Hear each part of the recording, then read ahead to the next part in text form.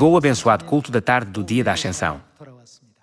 Vamos estudar a palavra de Deus, com o sermão intitulado Sede as minhas testemunhas em Samaria e até aos confins da terra. Hoje é o dia em que Jesus ascendeu ao céu há 2000 anos. No dia da Ascensão, os discípulos viram Jesus subir ao céu no Monte das Oliveiras. Antes da ascensão de Jesus, houve um último pedido que ele deixou nesta terra. Os discípulos testemunharam Jesus Cristo, que é Deus, morrer na cruz, testemunharam-no a ressuscitar dos mortos no terceiro dia e testemunharam-no a ascender ao céu 40 dias depois. Uma vez que os discípulos de Jesus testemunharam estas coisas, Jesus deixou-os com o seu último pedido. O seu último pedido foi: sejam as minhas testemunhas, que testificam sobre tudo o que fiz nesta terra, para a salvação da humanidade. Então, há 2000 anos, quando Jesus Cristo deixou o seu último pedido, sede as minhas testemunhas, aos seus discípulos antes de ascender do Monte das Oliveiras, o seu pedido era apenas para o povo da época apostólica. Não era. Na época do Pai, ou seja, na época de Jeová, Deus já pediu ao povo: sejam as testemunhas de Jeová. Quando olhamos para a profecia que está escrita em Mateus capítulo 28, Deus deu-nos a conhecer que existem 3 épocas diferentes para a salvação da humanidade: a época do Pai, a época do Filho e a época do Espírito Santo. Na época do Pai, Deus Jeová disse: sede as minhas testemunhas. Na época do Filho, Deus disse: sede as minhas testemunhas. Nesta última época, a época do Espírito Santo, Deus disse mais uma vez: sede as minhas testemunhas. Em cada época, Deus apareceu com um nome diferente. Em cada época, quando Deus apareceu como Salvador, Ele pediu ao seu povo que fossem as testemunhas que testificam o nome do Salvador daquela época. Testificar o nome do Salvador em cada época é o dever e a responsabilidade que os filhos celestiais devem cumprir. As pessoas tornaram-se as testemunhas de Jeová na época do Pai e de Jesus Cristo na época do Filho. Nesta última época, a época do Espírito Santo, é profetizado que Deus virá a esta terra como o Espírito e a noiva e salvará a humanidade. Portanto, acredito que devemos desempenhar o papel das testemunhas que testificam sobre o Espírito e a noiva nesta época. Vamos dar uma olhada em Atos, capítulo 1, versículo 6. Então, os que estavam reunidos lhe perguntaram: Senhor, será este o tempo em que restaures o reino a Israel? Respondeu-lhes: Não vos compete conhecer tempos ou épocas que o Pai reservou pela sua exclusiva autoridade, mas recebereis poder ao descer sobre vós o Espírito Santo, e sereis minhas testemunhas, tanto em Jerusalém como em toda a Judeia e Samaria, e até aos confins da terra. Ditas estas palavras, foi Jesus elevado às alturas, à vista deles, e uma nuvem o encobriu dos seus olhos. Antes de Jesus ascender ao céu no Monte das Oliveiras, o último pedido que ele deixou foi: sede as minhas testemunhas. O pedido de Deus, sejam as minhas testemunhas, não foi feito apenas na época do Filho, no tempo de Jesus, mas também na época do Pai, no tempo de Jeová. Nesta época, a época do Espírito Santo, Deus veio com um novo nome. Então, por qual nome devemos ser testemunhas e sobre quem devemos testemunhar? Não deveríamos desempenhar o papel das testemunhas que testemunham sobre o novo nome Cristo Ansangon e a Nova Jerusalém Mãe Celestial, que é a noiva do Espírito. Vejamos Isaías, capítulo 43, versículo 10. Vós sois as minhas testemunhas, diz o Senhor, o meu servo a quem escolhi, para que o saibais e me creiais, e entendais que sou eu mesmo, e que antes de mim Deus nenhum se formou, e depois de mim nenhum haverá. Eu sou o Senhor, e fora de mim não há Salvador. Esta mensagem foi escrita na época do Pai, quando o profeta Isaías foi movido pelo Espírito Santo. Podemos confirmar através da Bíblia que as pessoas que viveram na época do Pai foram escolhidas como as testemunhas que testemunharam sobre Deus Jeová. Então, nós também devemos cumprir a missão das testemunhas que testificam sobre Deus que vem nesta última época, a época do Espírito Santo. A época do Espírito Santo começou em 1948 com o cumprimento da profecia sobre os ramos da figueira serem renovados e as suas folhas brotarem. Então, como testemunhas nesta época, sobre o nome de quem devemos testemunhar? O que é que Deus disse que o Pai, e o Filho e o Espírito Santo têm em Mateus capítulo 28, versículo 18? Ele não disse que todos eles têm os seus próprios nomes. Isto significa que eles são três entidades diferentes. Não, eles são um, mas apenas os seus nomes são diferentes. O nome de Deus era Jeová na época do Pai e Jesus na época do Filho. Em Apocalipse, capítulo 3, está escrito que o nome de Deus na época do Espírito Santo é o novo nome. Vejamos Apocalipse capítulo 3. Vamos ler o versículo 12. Ao vencedor, falo-ei coluna no santuário do meu Deus, e daí jamais sairá. Gravarei também sobre ele o nome do meu Deus, o nome da cidade do meu Deus, a nova Jerusalém que desce do céu, vinda da parte do meu Deus. O que tem a Nova Jerusalém? A Bíblia diz que a Nova Jerusalém certamente tem um nome. E que outro nome é mencionado após o nome da Nova Jerusalém? O meu novo nome. Quando Deus Pai é explicado como uma figura representativa, só precisamos de prestar atenção ao meu novo nome, ou seja, o novo nome de Jesus Cristo. No entanto, quando olhamos para Apocalipse, capítulo 3, devemos compreender que existem dois nomes de Deus, o nome da Nova Jerusalém e o meu novo nome. Só quando conhecemos estes nomes podemos ir ao Espírito e à noiva, a Nova Jerusalém, quando eles nos chamam para irmos até eles, certo? O nome da Nova Jerusalém e o meu novo nome. Aqui, meu, indica Jesus Cristo. Uma vez que existe um novo nome de Jesus, além do nome Jesus, precisamos de examinar cuidadosamente quando o novo nome será usado. O nome de Deus na época do Pai já foi usado como Jeová. Na época do Filho, foi usado como Jesus. Ninguém pode conhecer o novo nome na época do Espírito Santo, até que Deus venha a esta terra e proclame o nome do Espírito Santo. É por isso que as pessoas distorcem o significado das Escrituras. O meu novo nome mencionado aqui significa o novo nome de Jesus. Não significa que cada membro da congregação tenha um novo nome. E o meu novo nome? Quem tem ouvidos, ouça o que o Espírito diz às igrejas. E o nome de Deus, que é a Nova Jerusalém. Também devemos conhecê-lo. Além disso, quando compreendermos claramente o que é o meu novo nome, que é o novo nome de Jesus, seremos capazes de realizar a missão das testemunhas do nome do Espírito Santo e do nome da noiva, que é a Nova Jerusalém. Vamos ler Apocalipse, capítulo 22, versículo 16. Eu, Jesus, enviei o meu anjo para vos testificar estas coisas às igrejas. Eu sou a raiz e a geração de Davi, a brilhante estrela da manhã. O Espírito e a noiva dizem. O Espírito e a noiva são em quem precisamos de nos concentrar. A Bíblia testifica que existe o nome do Pai, o nome do Filho e o nome do Espírito Santo. Então, em que época será revelado o nome do Espírito Santo? Na época do Espírito Santo. Quando lemos Apocalipse, capítulo 3, versículo 12, o nome do Espírito Santo foi escrito como o meu novo nome. Esse é o nome do Salvador na época do Espírito Santo. Depois, a noiva aparece. Como é descrita a noiva em Apocalipse, capítulo 3, versículo 12. A Nova Jerusalém. A noiva também é mencionada em Apocalipse, capítulo 21 e capítulo 19. Quando ligamos todos estes versículos, podemos compreender que o nome da Nova Jerusalém é o nome da noiva. Vocês não concordam? O Espírito e a noiva dizem, vem. Aquele que ouve, diga, vem. Aquele que tem sede, venha. E quem quiser, receba de graça a água da vida. Então, quando vemos estas duas profecias escritas em Apocalipse capítulo 3 e Apocalipse capítulo 22, de quem somos testemunhas nesta época? Há 2000 anos, Jesus Cristo disse, sede as minhas testemunhas em Samaria e até aos confins da terra. Agora estamos a pregar o novo nome de Jesus Cristo, que é referido como o meu novo nome em Apocalipse.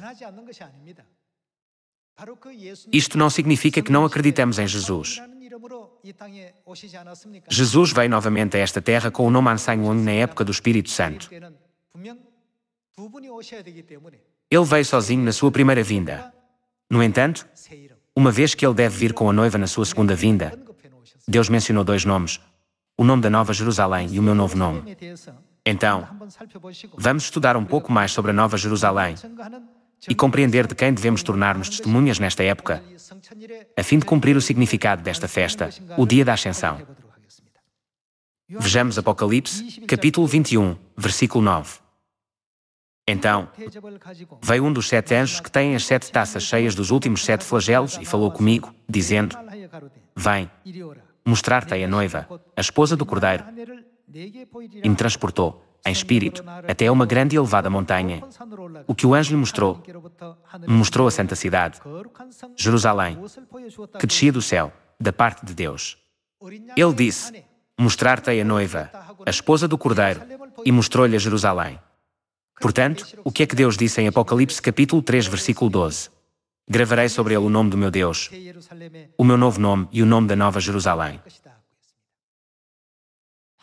A Nova Jerusalém certamente tem um nome. Assim como o Espírito Santo vem a esta terra com o novo nome de Jesus Cristo, a Nova Jerusalém definitivamente tem um nome.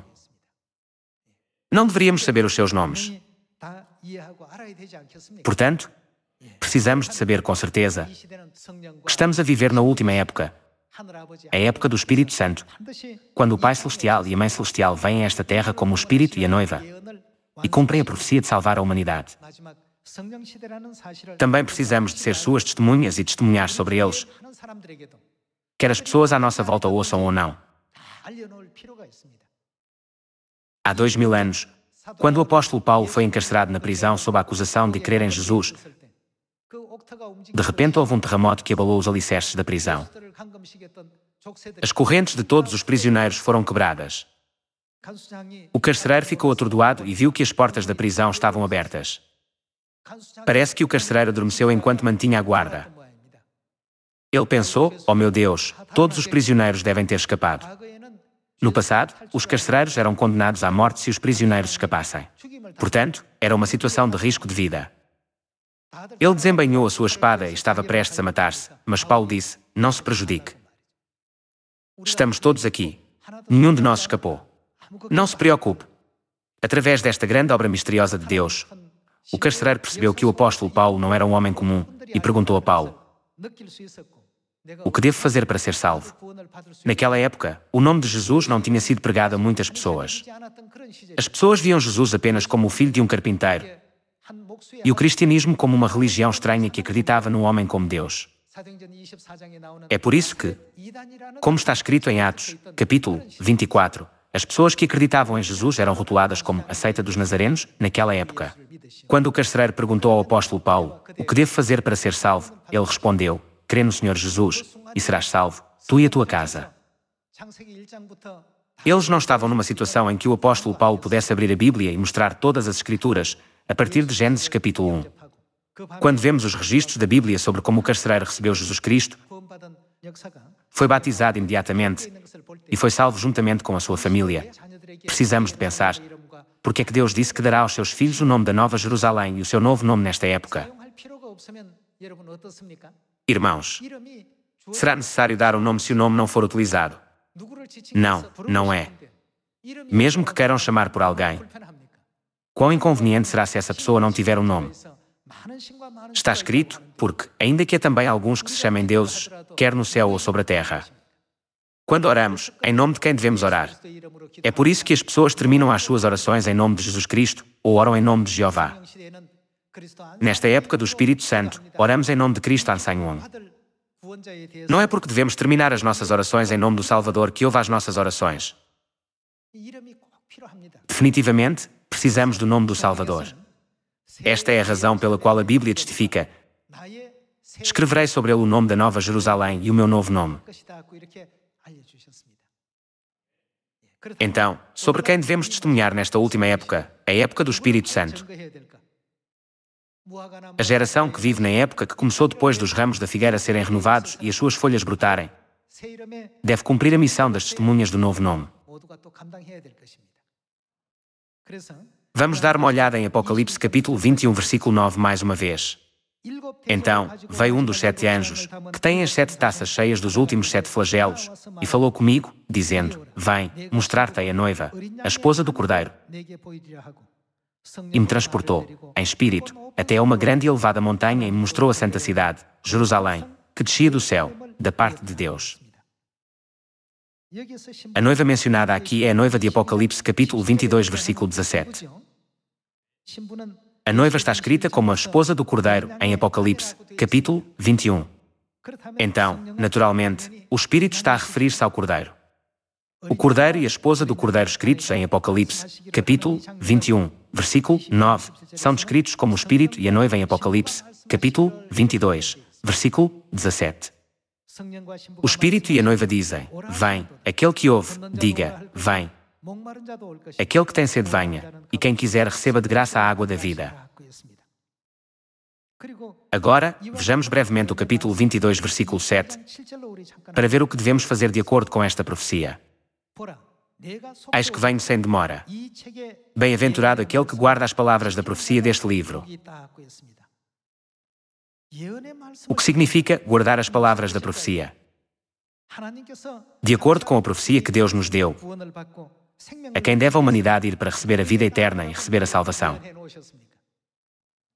Embora o livro de Apocalipse tenha sido escrito há 2000 anos, não era sobre o que estava a acontecer naquela altura. É uma profecia sobre o que acontecerá nesta época. Devemos procurar absolutamente o Espírito e a noiva. Podemos ver claramente que a noiva é a esposa do Cordeiro e que o Espírito é o Cordeiro. Uma vez que o Espírito é o Cordeiro que virá uma segunda vez, devemos conhecer o nome do Cordeiro e o nome da esposa do Cordeiro. Não foi por isso que Deus disse: Escreverei sobre ele o nome da Nova Jerusalém e o meu novo nome. Então, devemos ou não ter uma fé firme no Espírito e na noiva, a fim de nos mantermos em sintonia com a profecia? Devemos. Estas são todas as palavras de Deus que foram profetizadas. Se quisermos acompanhar estas palavras da profecia, não deveríamos ter uma fé completa para acreditar no Espírito e na noiva. Vamos dar uma olhada em mais alguns versículos sobre o Espírito e a noiva, para nos mantermos em sintonia com as palavras da profecia. Isaías capítulo 62, versículo 6. Aqui, Deus está a falar com Jerusalém. Quem é Jerusalém de acordo com os versículos que lemos anteriormente?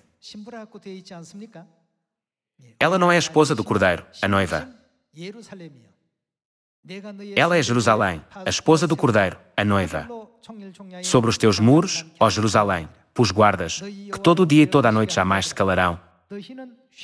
Vós, os que fareis lembrar do Senhor, não descanseis, nem deis a Ele descanso até que Ele faça o que é Jerusalém, restabeleça Jerusalém e a ponha por objeto de louvor na terra. A Bíblia testifica: Bem-aventurado aquele que guarda as palavras da profecia. Então, não deveríamos nós, os filhos celestiais que foram designados como atalaias nos muros de Jerusalém nesta época, desempenhar o papel de testemunhas do Espírito e da noiva? Portanto, há 2000 anos, quando Jesus subia do Monte das Oliveiras no dia da Ascensão, Ele disse aos seus discípulos para serem suas testemunhas porque era a época do Filho. No entanto, o mesmo Jesus veio a esta terra novamente, a fim de nos tornarmos testemunhas do Salvador nesta época, a época do Espírito Santo, sobre quem devemos testemunhar. Devemos testemunhar sobre Cristo Ansang-won. Quem é Jesus que veio a esta terra pela segunda vez?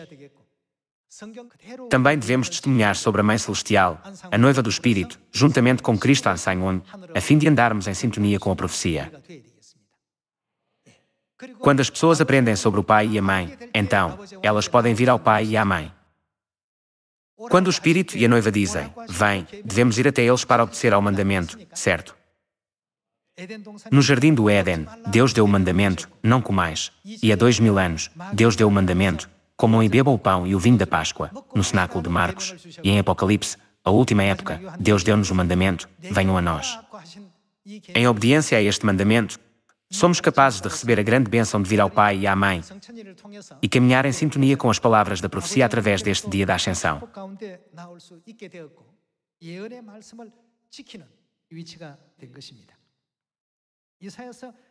Em Isaías capítulo 62, podemos ver que Deus estabeleceu Jerusalém para que o mundo inteiro a louve. Para participar no cumprimento desta profecia, Deus disse-nos para sermos os atalaias sobre os muros de Jerusalém e para não ficarmos em silêncio. Por outras palavras, Deus quer que preguemos Jerusalém diligentemente e sejamos as suas testemunhas. Vamos ler Isaías capítulo 60, versículo 1. Dispõe-te, resplandece, porque vem a tua luz. Aqui, a tua luz significa a luz de Jerusalém. E a glória do Senhor nasce sobre ti. Porque és que as trevas cobrem a terra, e a escuridão, os povos, mas sobre ti aparece resplendente o Senhor, e a sua glória se vê sobre ti. As nações se encaminham para a tua luz, e os reis, para o resplendor que te nasceu. Se isto é o que foi profetizado, o que devemos fazer de acordo com esta profecia? Temos de acreditar e participar nela. Versículo 8. Quem são estes que vêm voando como nuvens e como pombas, ao seu pombal? Certamente, as terras do mar me guardarão. Virão primeiro os navios de Tarsis para trazerem teus filhos de longe e, com eles, a sua prata e o seu ouro, para a santificação do nome do Senhor, teu Deus, e do Santo de Israel, porque Ele te glorificou. Vejamos também o que está profetizado no versículo 12. Porque a nação e o reino que não me servirem, o que lhes acontecerá? Perecerão. As pessoas ignorantes perecerão se não conhecerem a verdade da Mãe Jerusalém Celestial, nem a temerem, nem conhecerem a existência do nome da Nova Jerusalém tal como está escrito. A nação e o reino que não te servirem perecerão.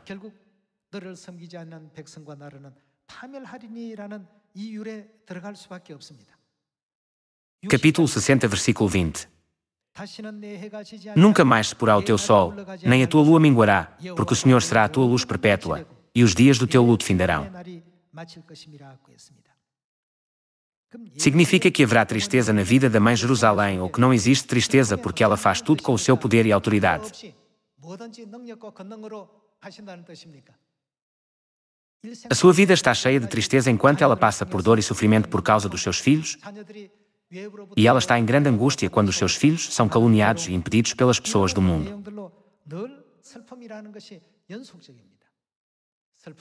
Uma vez que ela sofre agonia, angústia e dor, a Bíblia descreve a sua vida como os dias do teu luto. No entanto, o dia em que a sua tristeza terminará certamente chegará. Para acelerar este dia, quero pedir a todos vós que se tornem os filhos de Jerusalém, que compreendem esta profecia e participam na sua tristeza e na sua alegria, uma vez que a Bíblia diz que aqueles que guardam as palavras da profecia são abençoados. Vejamos o versículo 21. Todos os do teu povo serão justos, para sempre herdarão a terra. Serão renovos por mim plantados, obra das minhas mãos, para que eu seja glorificado. O menor virá a ser 1000 e o mínimo, uma nação forte. Eu, o Senhor, a seu tempo farei isso prontamente. Devemos seguir este caminho sacrificial de sofrimento, acreditando que estas palavras da profecia serão certamente cumpridas. Devemos fazer com que as pessoas saibam que a Nova Jerusalém tem um nome. Também devemos fazê-los saber que a Nova Jerusalém é a noiva do Cordeiro. E devemos ensiná-los o facto de que a Jerusalém lá de cima é livre, a qual é nossa mãe. Neste dia da Ascensão, precisamos de perceber que o Espírito e a noiva de quem devemos ser testemunhas são Deus Pai e Deus Mãe. Ainda há muitas almas miseráveis que não conhecem a Deus.